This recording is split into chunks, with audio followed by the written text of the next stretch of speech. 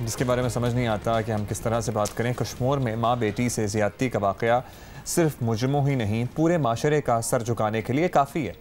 बच्चों से ज़्यादती के वाक़यात सख्त कवानीन के बावजूद नहीं रुक रहे हैं। आखिर क्या मसला है, समझ में नहीं आता। ज़हनी मसला है, हमारा तो ख्याल है। ज़्यादती का शिकार होने वाली 4 साला बच्ची कराची के कौमी इदारा बराए अमराज अतफाल में ज़ेर इलाज है। इदारे के सरबराह डॉक्टर जमाल रज़ा का कहना है कि बच्ची के जिस्म में इन्फेक्शन हो गया है। इन्फेक्शन को एंटीबायोटिक्स से कंट्रोल किया जा रहा है।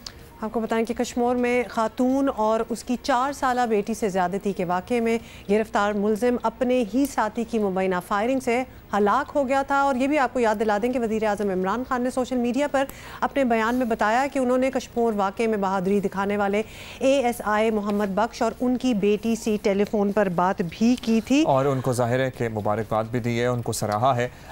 कश्मीर से इस वाक़े की तफ्तीश से मुताल्लिक अपडेट हम आपको बताए ले रहे हैं मुसलसल, और जियो न्यूज़ के कॉरेस्पॉन्डेंट मुकेश रुपेता हमारे साथ अभी भी मौजूद है। मुकेश, कश्मीर ज़्यादती केस में पुलिस ने अभी तक की प्रोग्रेस अगर हम जाने आपसे, क्या क्या हो गया?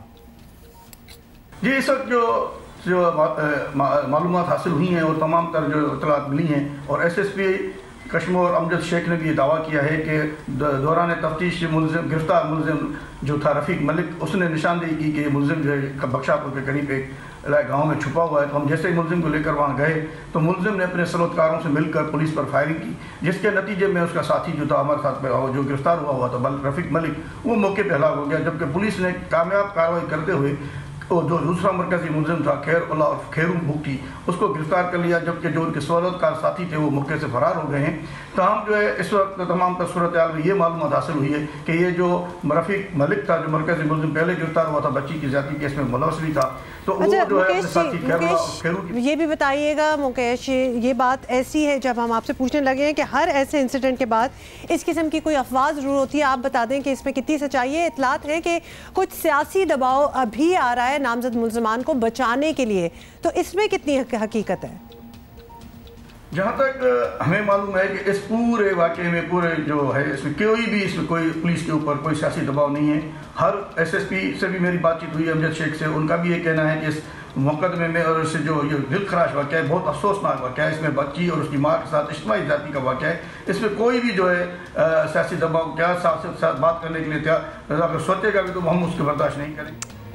बहुत बहुत शुक्रिया। और मुकेश रुपेता हमें रिपोर्ट कर रहे हैं कश्मीर से। बड़ा ही अफसोस हो जाता है, एक्चुअली समझ नहीं आती कि इस पर क्या बात हो। अब्दुल्ला, वही वाली बात है कि क्या अब ज़्यादा रिपोर्ट होना स्टार्ट हो गए हैं केसेस, और लगता यही है क्योंकि होता तो ये हमेशा से था, लेकिन obviously there was so much secrecy and शर्म इन्वॉल्व कि कोई इस पर बात करना नहीं चाहता था। तंजीम कोम्पल सोसाइटी की चेयरपर्सन है डॉक्टर आयशा महनाज हमारे साथ हैं। डॉक्टर साहबा, कश्मीर में माँ बेटी के साथ जो हुआ, खौफनाक तो शायद छोटा लफ्ज़ है, एक चीज़ हमें समझ में नहीं आती और हम ज़ाहिर डिस्कस करना चाहते हैं आपसे कि इतनी आगाही, कानून साजी, सज़ाएँ भी एग्जाम्पलरी जो पिछले कुछ वाक़यात हुए, फिर भी बच्चों से ज़्यादती का सिलसिला नहीं रुक रहा पाकिस्तान में।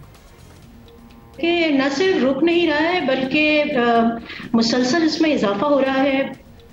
ऐसा नहीं है कि पहले नहीं हो रहा था, लेकिन शायद अब ये है कि मीडिया इसको सही तरीके से हाईलाइट कर रही है इन इश्यूज को, तो इस वजह से हमें ज़्यादा से ज़्यादा पता चल रहा है।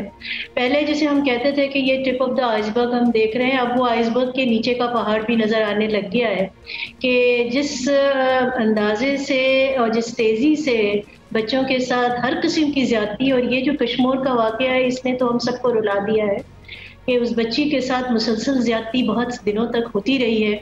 और मैं सलाम करती हूँ उस पुलिस वाले से जिसने अपनी बेटी के साथ इस गैंग को पकड़ाया और उसको अपने अंजाम तक पहुँचाया। अच्छा डॉक्टर साहब जी, ये भी बताइएगा कि वज़ीर आज़म ने ऐलान किया है कि इसी हफ्ते एंटी रेप ऑर्डिनेंस लाया जाएगा, तो यकीनन इसमें सज़ाएँ मज़ीद सख्त करने की ही बात होगी।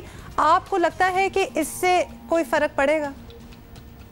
बिल्कुल, मैं पिछले प्रोग्राम में भी मैंने आपसे कहा था कि जब तक सज़ा दी नहीं जाएगी, सज़ा देती भी नज़र नहीं आएगी, लोगों में डर खौफ इन मुजरमों में नहीं होगा। वो ये समझते हैं कि हम बड़े से बड़ा जुर्म कर लेंगे, हमारे पर कोई हाथ नहीं डाल सकता, या बहुत से वो लोग हैं जिनकी पीछे से बैकिंग है, वो ये समझते हैं कि वो उनको बचा लेंगे।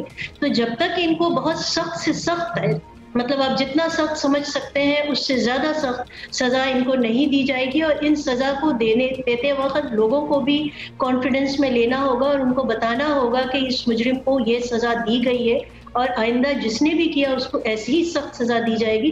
तो जब तक आप सज़ा नहीं देंगे इस जुर्म में कमी नहीं आएगी, वरना यही होगा कि लोग बड़े से बड़ा घिनौना जुर्म करेंगे और फिर आराम से निकल जाएंगे। बहुत शुक्रिया डॉक्टर आयशा महनाज हमसे बात करने का। एक बात जिस पे हम मज़ीद अगले दिनों में बात करेंगे, नफ्सियाती पहलू इन इंसिडेंट्स का जो होता है। एक तो उसका प्रोफाइल देखना है जो रेप कर रहा है कि वो उसकी क्या माइंडसेट है कि वो बच्चों को रेप कर रहा है, और ऑफ कोर्स जो विक्टिम्स होते हैं उसके बाद उनकी रिहेबिलिटेशन कैसे हो। प्लीज ट्रीट करना चाहिए, जाहिर है।